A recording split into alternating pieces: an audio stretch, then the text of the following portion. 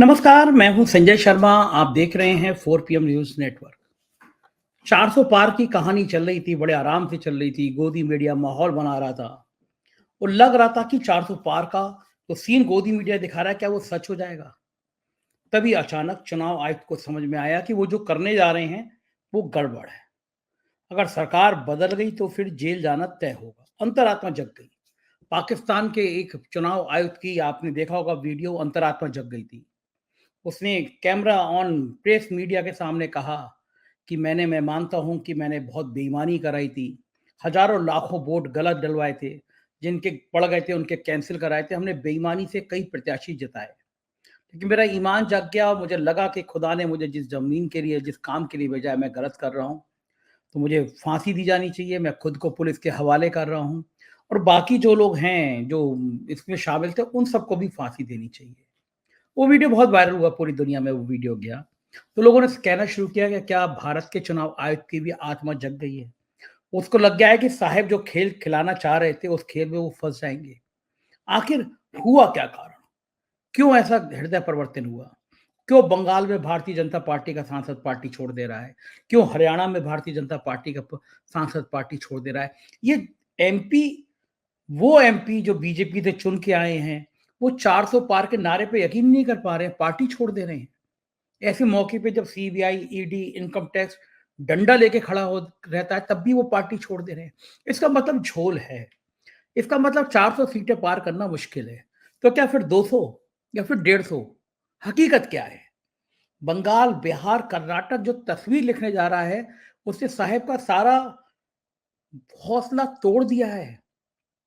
तस्वीर सामने आ गई है। और चुनाव आयोग तो ऐसा होता है, उसको लगभग साफ होता है। पूरे देश का एक मोटा-मोटा आइडिया लग जाता है कि इस बार कौन जीत रहा है, कौन हार रहा है। तो क्या एक चुनाव आयुक्त अरुण गोयल ने समझ लिया कि साहिब नहीं आ रहे हैं? क्या लग गया कि ये जो खेल खेलने जा रहे हैं, इस खेल से जनता विद्रोह कर देगी? ईवीएम पर लगातार सवाल उठ रहे हैं, भारत से विदेश तक के उठ रहे हैं। सैम पित्रोदा, इतने बड़े आदमी, टेक्नोक्रेट, उन्होंने मुझसे इंटरव्यू में कहा कि ईवीएम बड़े आराम से मैनेज हो सकती हैं। बड़े-बड़े लोग ईवीएम के खिलाफ अभियान चला रहे हैं। सुप्रीम कोर्ट सख्त हो गया है। जिस तरह से एक एसबीआई के चीफ को तलब कर लिया गया, इलेक्टोरल बॉन्ड को लेकर फैसला दिया, उससे चुनाव आयोग को समझ में आ गया कि अब दिन ठीक नहीं है। अब मामला पलटने का नंबर आ गया। क्या यही डर है कि आनन-फानन में साहेब की भी कुछ बॉडी लैंग्वेज गायब हो गई, एमपी पार्टी छोड़ने लगे, आम आदमी पार्टी के जो नेता गए थे वो वापस आने लगे, सीन सारा बदलता हुआ नजर आ रहा है। तो क्या वास्तव में जो जोशी ने कहा था कि 7 मार्च से भाजपा के बुरे दिन शुरू, क्या ये उसकी शुरुआत है? देश में हो क्या रहा है? उत्तर प्रदेश में मायावती कांग्रेस के संग क्या खेल खेलने जा रही हैं? और क्या वास्तव में ममता बनर्जी और कांग्रेस के बीच डील नहीं हो पाई? इन तार सारी चीज़ों की बात मैंने की कांग्रेस के प्रवक्ता आलोक शर्मा से। बहुत योग्य प्रवक्ता हैं, बहुत जानकारी रखते हैं और गोदी मीडिया के बड़े-बड़े चैनल के एंकरों की उन्होंने धज्जियाँ उड़ाई, आपने देखा होगा। मेरी अनुरोध है आपसे, पूरा वीडियो सुनिएगा, अपनी राय से ज़रूर अवगत कराइएगा। और एक अनुरोध फिर करना चाह रहा हूँ कि मेल आईडी एक मेरी फ्लैश हो रही है। ख़ास तौर से मैं अमेरिका में रह रहे लोगों से अनुरोध करना चाहता हूँ। मैं अमेरिका के चुनाव को कवर करना चाहता हूँ, तो जो अमेरिका में रह रहे हों, उस मेल आईडी पे अपनी डिटेल, अपना नंबर मुझे भेज दें। मैं उनसे कुछ-कुछ जानकारी हासिल करूँगा अमेरिका के चुनाव के बारे में। तो चलते हैं सीधे आलोक शर्मा के पास, पूरा इंटरव्यू सुनिएगा और फिर मुझे बताइएगा ये बातचीत कैसी लगी आपको। आलोक शर्मा जी, स्वागत है आपका 4 PM न्यूज नेटवर्क में। अब की बार 400 पार और प्रधानमंत्री का कॉन्फिडेंस बोल रहा है कि अब की बार वाकई 400 पार होने वाली है। कांग्रेस को और आपको थोड़ा डर लग रहा है, नहीं लग रहा है उनके कॉन्फिडेंस को देखकर? देखिए, कांग्रेस को कभी भी डर नहीं लगता है। उनके कॉन्फिडेंस को देख के पूरा देश ये समझ रहा है कि कहीं न कहीं कॉन्फिडेंस हिला हुआ है। 400 पार के नारे, 300 पार के नारे, 150 पार के नारे, तमाम नारे एक साइकोलॉजिकल वॉर गेम है, इसके अलावा कुछ नहीं। वो पहले कुछ स्टेटमेंट देते हैं, फिर उसके बाद जो उनका स्वघोषित जो मीडिया है, वो उसको पूरी तरह से उसको प्रचारित करता है। मुझे याद है कि हरियाणा का इलेक्शन था, इन्होंने कहा अब की बार 75 पार, सीट आई 40। अभी कर्नाटक का चुनाव था, अब की बार 160 पार और सीट आई 60 के करीब। तो मुझे लगता है केवल साइकोलॉजिकल वॉर गेम है, उसके अलावा कुछ भी नहीं है। और जिस तरह से मोदी जी और उनकी पार्टी छटपटा रही है, जिस तरह से ईडी, सीबीआई और तमाम चीजों का दुरुपयोग हो रहा है और जिस तरह से कल इलेक्शन कमिश्नर साहब ने जिस तरह से वहां पर इस्तीफा हुआ है, इससे तो पूरी तरह से सब कुछ, सारे अगर लिंक्स को आप देखें तो कहीं ना कहीं पूरी तरह से मोदी साहब घबराए हुए हैं। इस बार 400 पार नहीं, इस बार 150 पार करना भी मुश्किल हो जाए। आलोक जी, आपने बात करी इलेक्शन कमीशन के इस्तीफे की। कांग्रेस के पास क्या इनपुट है, जानकारी आपके पास क्या है, क्या सोर्स है? बिल्कुल ईमानदारी से बताइएगा, गलत और मत बताइएगा। क्यों दिया होगा इस्तीफा उन्होंने आपके हिसाब से? देखिए, मीडिया के माध्यम से और तमाम इंफॉर्मेशन से जो चीजें छन कर आ रही हैं, वो तो यही है कि चीफ इलेक्शन कमिश्नर और इलेक्शन कमिश्नर साहब के बीच में कहीं ना कहीं, राजीव जी के और गोयल जी के बीच में कुछ बिंदुओं को लेकर कहीं ना कहीं कोई मतभेद रहा होगा, ऐसा प्रतीत होता है। अब एग्जैक्टली क्या कारण है वो तो यही बता सकते हैं। क्या वेस्ट बंगाल को लेकर कोई इशू बना है? क्या ईवीएम को लेकर कोई इशू बना है? क्या कोई और कारण बना है कि भई जिस वजह से इनके बीच में इस तरह की बात आई है? जिस व्यक्ति को 24 घंटे में रेजिग्नेशन देके और अपॉइंटमेंट लेटर मिला हो, उसको 10 घंटे के अंदर रेजिग्नेशन होके और राष्ट्रपति की मंजूरी मिल जाए, ये अपने आप में आज देश के लिए बहुत बड़ा सवालिया निशान है।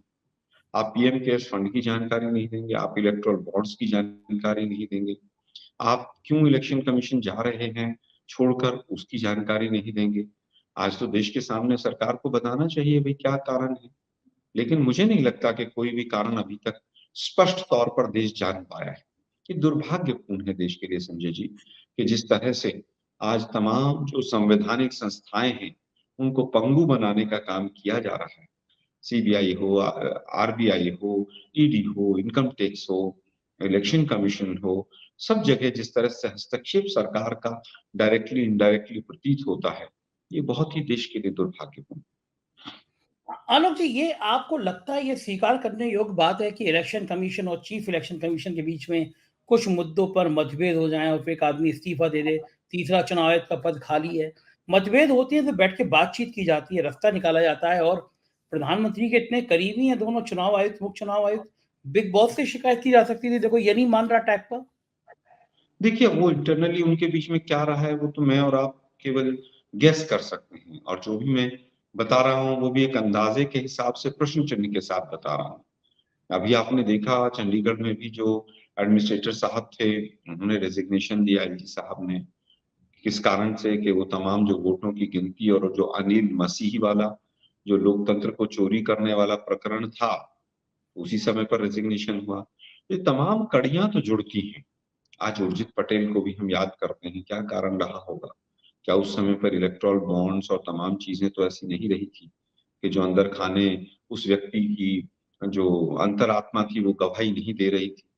तो कहीं न कहीं दाल में काला होता है, तभी इसी तरह के रेजिग्नेशन और तमाम चीज़ें आती हैं। लेकिन फिर भी बेहतर तो ये है कि जो संवैधानिक पद पे व्यक्ति बैठा था, उसको आके देश के सामने कहना चाहिए। अगर कोई दबाव था तो वो बताना चाहिए, और अगर कोई मतभेद था तो वो बताना चाहिए, और नहीं था तो वो भी बताना चाहिए। व्यक्तिगत कोई कारण थे तो वो बताना चाहिए। क्योंकि आपको देश ने, सरकार ने इतने ऊँचे ओहदे पर बैठाया कि आप इलेक्शन को फ्री एंड फेयर कराएँगे। आपके ऊपर ज़िम्मेदारी दी देश ने। आपकी भी नैतिक ज़िम्मेदारी बनती है कि आप सही देश के सामने पिक्चर को क्लियर करें। क्या कहीं कोई ऐसी चीज़ तो नहीं थी कि जो सरकार आपसे कराना चाहती थी? ये आप बता सकते हैं, देश को बताना चाहिए, डरना नहीं चाहिए। मुझे लगता है कि आज आप नहीं बताएँगे तो आने वाले समय में पता चलेंगी चीज़ें, लेकिन जब तक बहुत देर हो चुकी है। आलोक जी, आप बहुत पढ़े लिखे हैं, आपने ढेर पढ़ाई करी है, आपने यूपीएससी के एग्जाम एग्जाम भी दिया है। आपको लगता है कि ये ट्विटर पे ट्रेंड होना कि अनिल मसीह को चुनाव आयुक्त बना दो, बात भली मजाक की हो, लेकिन क्या लोकतंत्र के माथे पर इतना बड़ा धब्बा नहीं है कि लोग आज ये मान रहे हैं कि अनिल मसीह जैसा व्यक्ति चुनाव आयुक्त बन सकता है? यानी एक संवैधानिक संस्था की मजाक उड़ रही है देश में। पूरी दुनिया देख रही है, चुनाव सिर पर खड़ा है, 10-12 दिन बचे हुए हैं, और चुनाव आयुक्त कहता है ये ले अपनी लुपट कमरिया, बहुत नाच नचाए, और चल देता है घर के लिए। आपको लगता है कि कहीं ना कहीं कुछ खतरा है आने वाले चुनाव में? देखिए, खतरा है कि नहीं, मैं ये तो नहीं कह सकता हूँ, लेकिन तमाम जिस तरह के केसेस सुप्रीम कोर्ट में चल रहे हैं, और जिस तरह से एक केस बॉम्बे हाई कोर्ट में ईवीएम को लेकर चला, सुप्रीम कोर्ट भी संज्ञान ले रहा है वीवीपैट वाले मामले पे और तमाम चीजों पे। तो कहीं ना कहीं कोई चीज तो जरूर ऐसी है जो छुपी हुई है, अभी देश के सामने नहीं आई। जहां तक बात है कि सब लोग अपना छोड़ कर जा रहे हैं, या देखिए आपको याद होगा सीबीआई के डायरेक्टर आलोक वर्मा थे। मुझे नहीं लगता आज तक भी उनकी पेंशन भी बहाल हुई है। जिस जो सीबीआई दिल्ली पुलिस एक्ट के अधीन चलती है, उस सीबीआई के कार्यालय को रात को 2 बजे दिल्ली पुलिस जाकर घेर लेती है कि कल कहीं शायद कोई वो एफआईआर करने की प्लानिंग तो नहीं थी, या राफेल की जांच की तो कोई बात नहीं थी। तो जब जब इस तरह की कोई घटना घटती है, बाद में पता चलता है कि अच्छा ओहो ऐसा था, ओहो ऐसा था। आरबीआई के कई कई गवर्नर चले जाते हैं। क्यों चले जाते हैं देश को नहीं पता चलता है। आज तमाम जो ब्यूरोक्रेट्स हैं वो शायद सही जो पिक्चर है देश की उसको सामने नहीं ला पा रहे हैं। रिटायर होने के बाद भी कहीं ना कहीं डर है। आपको याद होगा जो थल सेना के अध्यक्ष थे, उन्होंने तो उस समय पर दबाव में शायद थल सेना के अध्यक्ष, नौसेना के, वायु सेना के, उन्होंने कहा कि अग्निवीर योजना बहुत अच्छी उस समय पर, लेकिन बाद में अपनी पुस्तक में लिखा कि हमसे तो कंसल्ट ही नहीं किया गया था। और जो रावत जी जिनका देहांत हो गया, जो आपको याद होगा जो हेलीकॉप्टर जो क्रैश हुआ था, उसके बाद उन्होंने उनकी तरफ से भी ऐसा था कि उन्होंने नेगेटिव नोटिंग लिखी थी। बाद में पता चला कि वो भी इसके पक्ष में नहीं थे। तो सरकार का एक अदृश्य दबाव जो है आज तमाम संवैधानिक संस्थाओं पर नजर आता है। ईडी के डायरेक्टर 5 साल तक गैर कानूनी तरीके से अपने पद पर बैठे रहते हैं। सुप्रीम कोर्ट लताड़ लगाता, संजय मिश्रा उनका नाम था। वो तमाम उटपटांग काम जो है अपने कार्यकाल में कर कर चले गए। आज ये तमाम एजेंसीज जो हैं वो पूरी तरह से भाजपा की एक तरह से फ्रंटल ऑर्गेनाइजेशन के तौर पर काम कर रही है। तो ये तमाम अगर चीजें देखें हम, तो हमारा जो लोकतंत्र है वो कुछ लोगों के हाथ में बंधक होता हुआ नजर आ रहा है। जिस तरह से दिल्ली पुलिस के कमिश्नर राकेश अस्थाना की अपॉइंटमेंट हुई थी, जिस तरह से प्रिंसिपल सेक्रेटरी मिश्रा साहब के लिए संसद में आपको कार्रवाई करनी पड़ी कि उनकी एज के लिए और तमाम चीजों के लिए राकेश अस्थाना को रिटायरमेंट से 2 दिन 3 दिन पहले ज्वाइनिंग का लेटर मिलता। ये तमाम चीजें बताती हैं कि किस तरह से एक ही कैडर के लोगों को, गुजरात के कैडर के लोगों को किस तरह से बैठाया गया बहुत सारे पदों पर। किस तरह से चाहे वो एसएससी हो, सीबीएसई हो, चाहे वो तमाम संस्थाएं देखिए आप, यूपीएससी हो और डीआरडीओ हो, तमाम जगह आप देखिए कौन लोग जा रहे हैं। और ये केवल एक, मैं तो ट्रेलर भर बता रहा हूं आपको। आप अगर दिल्ली यूनिवर्सिटी के अपॉइंटमेंट्स प्रोफेसर, असिस्टेंट प्रोफेसर की अगर देखेंगे पिछले 6-8 महीने में जो हुई, जब तक रिकमेंडेशन एक संस्थान की नहीं आती है या उनकी पैरवी नहीं होती है तब तक नहीं होता है। कौन से आज संस्थान कौन से संस्थान की पैरवी? देखिए मैं समझता हूं कि पूरी तरह से आरएसएस जो है वो मैक्सिमम बैकग्राउंड अगर आप लोगों का आप देखेंगे जिनकी ज्वाइनिंग हुई है, या तो आरएसएस बैकग्राउंड से हैं या एबीवीपी बैकग्राउंड से। आप जजेस देखिए, हाई कोर्ट के जजेस पिछले 10 साल की अपॉइंटमेंट, क्या उनके कनेक्शन भी वहीं तो नहीं जा रहे हैं? माननीय राहुल गांधी जी ने जो बात कही है कि आज हर जगह आरएसएस के लोगों को घुसा दिया गया है, ये सच है बात। और यही देश की जो विविधता है उसको समाप्त कर रहा है, एकांकी बना रहा है। हर व्यक्ति के मन में एक नफरत और डर, इसका माहौल बना दिया गया है। तो यही कारण है कि 20-22 लाख पासपोर्ट सरेंडर हो जाते हैं। यही कारण है कि एक सब इंस्पेक्टर रैंक का अधिकारी नमाज पढ़ने वालों को केवल द्वेषपूर्ण जो जहर उसके मन में भर दिया गया है, वो अपने कानूनी अधिकारों को भूलकर और वो लात मारने लगता है। तो जो जहर भरा जा रहा है पूरे देश के दिमाग में, ये बहुत दुर्भाग्यपूर्ण है। असल में आलोक जी, कांग्रेस भी तो बहुत ढीली है। आपके सरकार में सिलेंडर के रेट बढ़ते थे, स्मृति ईरानी सिलेंडर लेकर पूरी बीजेपी सड़कों पे आ जाती थी। आज इतनी घटनाएं गिना दी हैं आपने एक सांस में। अगर ये कांग्रेस की सरकार होती और उस समय चुनाव आयुक्त इस्तीफा दे के चले गए होते, तो भारतीय जनता पार्टी सड़कों पर आकर जीना मुहाल कर देती। आप लोग ट्विटर ट्विटर खेलते रहते हैं, केवल मीडिया में आके बयान देते हैं। सड़कों पे आंदोलन क्यों नहीं हुआ कि भाई चुनाव आयोग के इन कारणों का पता होना चाहिए? कितना संवेदनशील मामला है। 10 दिन बाद, 12 दिन बाद, 15 दिन बाद चुनाव है। कांग्रेस केवल कोई बयान देकर रह जाती है। इसका बड़ा मूवमेंट खड़ा होना चाहिए देश में, लेकिन कांग्रेस लगता है विपक्षी भूमिका निभा ही नहीं पाती। देखिए संजय भाई, विपक्ष की भूमिका केवल एक राजनीतिक दल नहीं निभा सकता। विपक्ष की भूमिका में जो लोकतंत्र का चौथा स्तंभ है, उसकी बहुत बड़ी भूमिका रहती थी। वो पिछले 10 वर्षों से उसका एक बड़ा हिस्सा बंधक बना दिया गया। आज मैं जयपुर में था, तो वहां पर दिन में राजस्थान के जो अग्रणी न्यूज़पेपर हैं उनको देखा मैंने। 4-4 पेज के एडवर्टीजमेंट हैं, फुल पेज एडवर्टीजमेंट।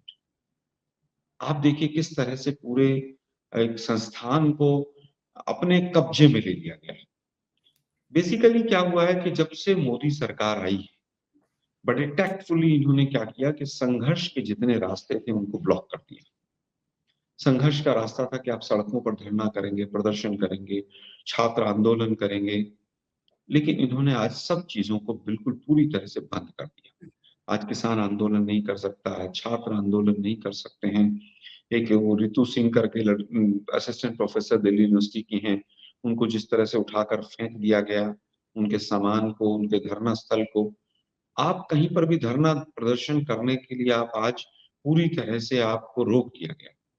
आप आरटीआई लगाते थे, आज आरटीआई का जवाब नहीं आता है। जब आरटीआई का जवाब नहीं आता तो आप मीडिया में जाते थे कि साहब अखबार में छप गया है इनके खिलाफ, सीएजी में रिपोर्ट आई है। आज वो सीएजी खत्म हो गया, पता नहीं कहाँ पर है, कौन सी मतलब गुफा में छुपा हुआ है। हमारे समय में अन्ना आंदोलन हो, बाबा रामदेव का मामला हो, लाला रामदेव ने तो क्या क्या नहीं किया हमारे खिलाफ, और फिर लाला रामदेव अपनी दुकान चलाने चले गए। आज वो जो आरएसएस के पिट्ठू बने हुए थे, वो जो अन्ना हजारे जी थे, मैं अपने शब्द बिल्कुल शब्द शब्द बोल रहा हूँ, वो आज कहाँ है? लोकपाल आ गया होगा, सब कुछ आ गया होगा। इतना बड़ा किसान आंदोलन, 700 किसान शहीद हो गए, एक शब्द उस व्यक्ति के मुंह से नहीं निकला। तो जो संघर्ष के रास्ते थे वो सब रोक दिए गए। उसके बाद सूचना का था, उसके बाद फिर आपके पास जब कुछ तथ्य इकट्ठे हो जाते थे, फिर आप न्यायालय जाते। न्यायालय हो, चाहे वो 2G हो, चाहे कोलगेट हो, बिना किसी जजमेंट के भी हमने तो अपने केंद्रीय मंत्रियों के इस्तीफे तक लिए। लेकिन आज सिचुएशन ये है कि न्यायालय में ऐसे-ऐसे मामले देखने को मिलते हैं कि एक-एक व्यक्ति 3-3 साल से जेल में है, उसका पता ही नहीं क्यों जेल में है। और जो बीजेपी और तमाम लोगों से जुड़े हुए लोग हैं, उनको आप देखिए, वो सड़क पर गोलियाँ भी दाग रहे हैं तो उनको ज़मानत भी मिलती है, सब कुछ होता है। अलीगढ़ मुस्लिम यूनिवर्सिटी का कांड, जेएनयू का कांड, सब याद होगा आपको, सीए एनआरसी वाला जो कांड था, उसमें आज तमाम लोग ऐसे हैं जिनको, जो बीजेपी बैकग्राउंड से थे, उनको जमानत मिली, बाकियों को नहीं मिली। तो कहीं न कहीं न्यायिक प्रक्रिया भी ऐसा लगता है कि कुछ निर्णयों में प्रश्न चिन्हों के घेरे में। हाई कोर्ट के 2 डिसीजन मैं आपको बताता हूँ। एक राहुल गांधी जी वाला, जो अहमदाबाद हाई कोर्ट का डिसीजन था, सुप्रीम कोर्ट ने उसको मेंबरशिप वाला उसको उखाड़ कर फेंक दिया, और इतना मोटा पोथा हाई कोर्ट ने बनाकर भेज दिया। और यहाँ तक टिप्पणी हुई कि भई हाई कोर्ट वहाँ से जो भी जजमेंट्स आ रहे हैं, बड़े मोटे-मोटे आ रहे हैं। दूसरा, अनिल मसीह वाला चंडीगढ़ हाई कोर्ट का मैटर आप देखिए। वहाँ पर स्टे भी नहीं दिया, हरियाणा पंजाब हाई कोर्ट ने स्टे देने से भी मना कर दिया। और सुप्रीम कोर्ट ने जब संज्ञान लिया तो पूरा वो दाल में काला नहीं, पूरी दाल ही काली मिली।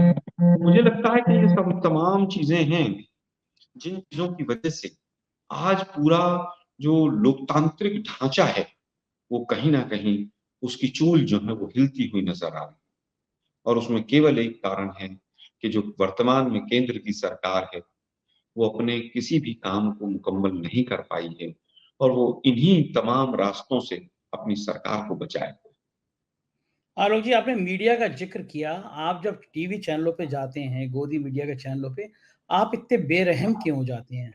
आपका 1-2 चैनल एंकर का जो आप लोगों ने उनकी धज्जियाँ उड़ाई, लाखों की संख्या में वो वायरल हो रहा है। आपको ऐसा लगता है उन एंकरों को, बेचारों को आपको धोने में बहुत मज़ा आता है। ये ट्रेनिंग कहाँ से सीखी है आपने, कांग्रेस से? देखिए संजय भाई, कहीं से कोई ट्रेनिंग नहीं। एक साधारण भारतीय नागरिक होने के नाते जब बड़े-बड़े इश्यू निकल जाते हैं और आप हमें बैठाकर, और 4 लोग बीजेपी वाले बैठाकर आप जिस तरह से नौटंकी करके और एक गलत मैसेज समाज में, देश में परोसते हैं, तो दुःख होता है। अभी मोदी जी 4 दिन पहले जम्मू कश्मीर गए, शाम के समय में एक चैनल पर बैठा हुआ था।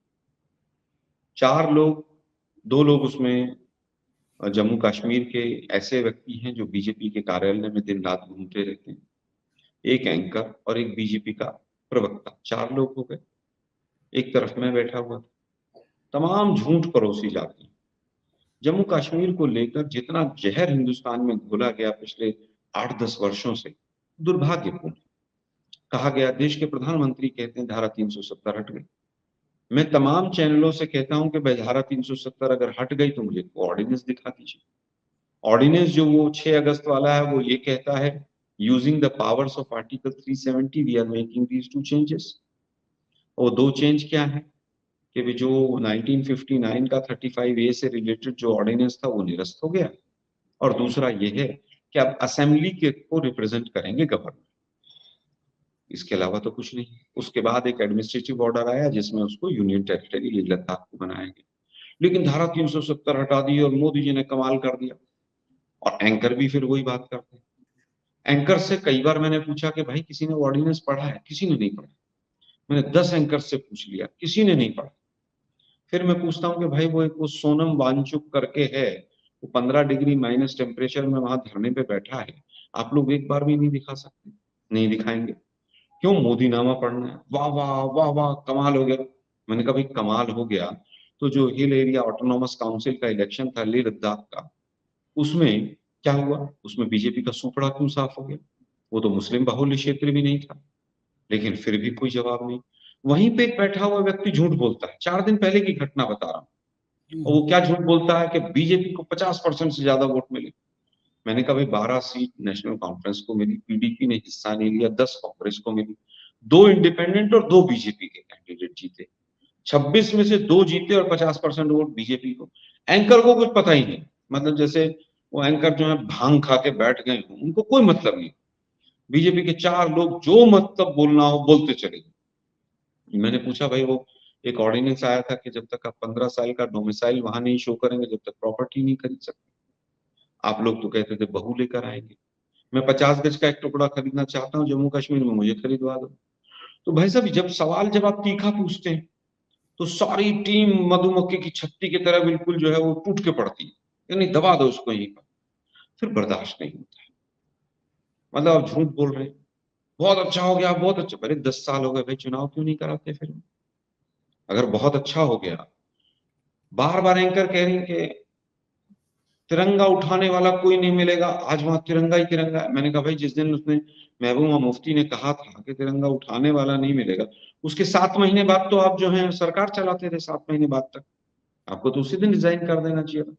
अब एंकर महोदय को पता ही नहीं कि कब भाषण दिया था और कब स्टेटमेंट आई। फिर मैंने कहा भाई आप मुझे बताइए, मोदी साहब ने अभी 2 दिन पहले 3 दिन पहले की बात है, परिवारवाद पे बड़ा लंबा चौड़ा भाषण दिया जम्मू कश्मीर। मैंने कहा एक बात बताइए, कौन सी ऐसी पहली सरकार थी जिसमें बाप बेटे दोनों अब्दुल्ला केंद्र में मंत्री थे? अब एंकर महोदय को कुछ नहीं पता। मैंने कहा पूरी लाइफ ये आरएसएस श्यामा प्रसाद मुखर्जी से लेके अब्दुल्ला से लड़ती रही, अब्दुल्ला फैमिली से। और जब पहली बार केंद्र में सरकार बनी अटल बिहारी वाजपेयी जी की, तो दोनों बाप बेटे केंद्र में मंत्री थे।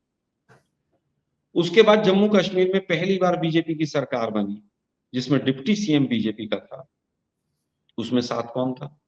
किसकी सरकार बनवाई? पीडीपी की। और फिर आप परिवारवाद पे भाषण देते हैं। चलो मोदी जी का काम तो है भाई, वो तो मोदी जी को तो वोट लेनी है, उनको देश वेश से कोई मतलब नहीं, जम्मू कश्मीर से कोई मतलब नहीं है। मैंने कहा आपने कॉमन मिनिमम प्रोग्राम कभी पीडीपी का पढ़ा है कि नहीं पढ़ा? मैंने कहा जब बीजेपी की सरकार बनी तो पहले पेज पे छठा पॉइंट लिखा था कि धारा 370 को मजबूत करेंगे, और उसके बाद आप कहते हैं कि साहब परिवारवाद बहुत खराब है। अब इतना होने के बाद आप समझिए कि किस तरह से हम लोग क्या झेल रहे हैं 8-10 साल से। वास्तविकता से बहुत दूर चीजें ऐसे, मतलब चाशनी में भिगो भिगो के जनता को पेल दी गई हैं कि जनता को पता ही नहीं। राम मंदिर पे अगर किसी का स्टैंड चेंज हुआ तो बीजेपी का चेंज हुआ। बीजेपी जब विपक्ष में थी तो राम के लिए रथ यात्रा निकलेगी, प्रभु राम का मंदिर रथ यात्रा से बनेगा। फिर जब सत्ता में आई तो कहा कि नहीं साहब हमारे पास पूर्ण बहुमत नहीं है, इसलिए हम संसद में बिल नहीं ला सकते। जनता ने पूर्ण बहुमत दे दिया। फिर कहा कि नहीं, न्यायालय जो कहेगा वही ठीक है। अरे भाई, ये स्टैंड तो कांग्रेस का ही था शुरू से। मैं समझता हूं कि कोई भी मुद्दा हो, किस तरह से झूठ बोलकर निकला जाए और फिर उसके ऊपर वाहवाही हिंदुस्तान के मीडिया का एक बड़ा हिस्सा करता है, वो दुर्भाग्यपूर्ण। ये लाखों बात लोग 5 फरवरी को लेह लद्दाख में मोदी जी के खिलाफ इकट्ठे हुए, किसी मीडिया चैनल ने नहीं दिखाया। हम लोगों ने तमाम मुद्दे उठाए। मुझे याद है 2014 में अक्टूबर नवंबर में लैंड एक्विजिशन बिल के खिलाफ पहला मोर्चा हमने जब रामलीला मैदान में खोला था, और उसके बाद से नोटबंदी से लेकर तमाम चीजों तक मीडिया ने कभी भी उन चीजों को देश के सामने नहीं आने दिया। और उसी वजह से एक कारण रहा कि हमारे जो विरोध करने की ताकत थी वो कुंद हो गई। लेकिन साथ के साथ मैं ये भी एक्सेप्ट करूंगा कि कमियां हमारी तरफ से भी रही। बिल्कुल ठीक बात है, कमियां आपकी तरफ से रही और अभी भी जो आपको जिम्मेदारी दी दी गई है वो भी पूरी नहीं कर पा रहे हैं। पश्चिम बंगाल में ममता बनर्जी ने सारे अपने टिकट डिक्लेयर कर दिए, कांग्रेस को बाय बाय कह दिया। आप अपने सहयोगियों को नहीं समझ पा रहे हैं, इंडिया गठबंधन टूटता हुआ नजर आ रहा है। कमियां तो अभी भी हैं, चुनाव सिर पर है। देखिए, कहीं ना कहीं गठबंधन में पेच ऐसे अटके हुए हैं और डर भी है सबको। आज आप देखिए, तमाम विपक्षी दल, झारखंड के मुख्यमंत्री, आदिवासी मुख्यमंत्री पिछले कई हफ्तों से जेल में। उसके बाद क्या हुआ किसी को नहीं पता है। खबर बिल्कुल दबा दी गई, साइलेंट कर दी गई। अगर भ्रष्टाचार किसी ने किया तो उसके खिलाफ कार्रवाई होनी चाहिए।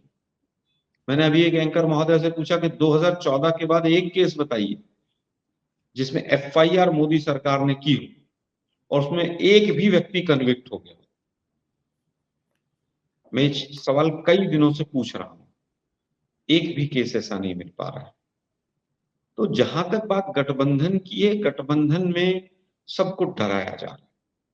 ईडी, सीबीआई, तमाम ये चीजें वो चीजें।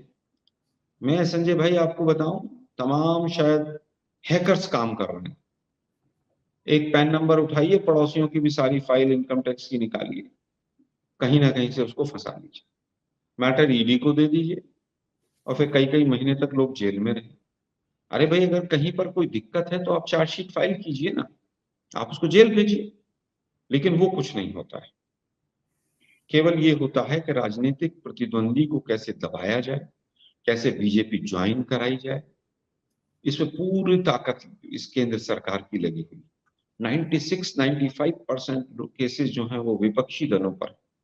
अभी तापस राय का एक मैटर आया वेस्ट बंगाल का, 3 महीने पहले वो बहुत भ्रष्टाचारी था, वो चोर था, वो पता नहीं क्या क्या, और अभी वो उसने बीजेपी ज्वाइन कर ली। देश देख रहा है, लेकिन उसके बावजूद हमें नहीं दिख रहा है कि भाई जनता क्यों नहीं इन चीजों को समझ पा रही। अच्छा, आपको क्या लगता है आलोक जी, अगर चुनाव डिक्लेयर हो जाएंगे तो फिर ये ईडी, सीबीआई, इनकम टैक्स का डर खत्म होगा तो कुछ चीजें और सब क्लियर होंगी? नहीं होगा, अभी तो नहीं होगा। चुनाव क्योंकि डिक्लेयर आज, होने के बाद? हाँ, नहीं होगा। ईडी सीबीआई को काम करने से इलेक्शन कमीशन कहाँ से रोक देगा? वो तो दोनों भाई भाई हैं, मौसेरे भाई हैं दोनों। वो तो और उल्टा साथ एक दूसरे की मदद करेंगे। क्यों ये रोकेगा इलेक्शन कमीशन? जब इलेक्शन कमीशन राहुल गांधी को एडवाइजरी दे रहा है कि आप ये शब्द ना बोलें, वो शब्द ना, अरे भाई, कोड ऑफ कंडक्ट लागू नहीं हुआ, कुछ नहीं हुआ, लेकिन पता नहीं आप कौन से आका को खुश करना चाह रहे हैं। राहुल गांधी ने तो कोई स्टेटमेंट भी ऐसी नहीं दी। मोदी जी के ठीक है। तमाम खिलाफ इतनी स्टेटमेंट्स हैं, कर्नाटक इलेक्शन से लेके और पिछले 2019 के लोकसभा इलेक्शन से। आप शहीदों के नाम पर वोट मांग रहे हैं और पता नहीं कौन कौन सी कंप्लेंट्स आई। इलेक्शन कमीशन एक नया पैटर्न अपना है, ना वो कंप्लेंट को रिजेक्ट करते हैं, ना उसको एंडोर्स करते हैं, और कुछ दिन के बाद वो अपने आप स्वतः खारिज हो जाती, साइड हो जाती। ये बात तो ठीक है। एक आखिरी सवाल, देश का सबसे बड़ा राज्य है उत्तर प्रदेश, आप तय नहीं कर पा रहे हैं, बार बार चर्चा चलती है कि आप मायावती से भी बात कर रहे हैं, इसीलिए अभी तक सीट डिक्लेयर नहीं कर पाए। अमेठी, रायबरेली आपके गांधी परिवार का इंतजार कर रही है, पता नहीं लड़ेंगे नहीं लड़ेंगे। देश के सबसे बड़े राज्य में ही पिक्चर तस्वीर नहीं है साफ, तो कैसे होगा? क्या मायावती आ सकती है इंडिया गठबंधन में? देखिए, मायावती जी को सोचना होगा।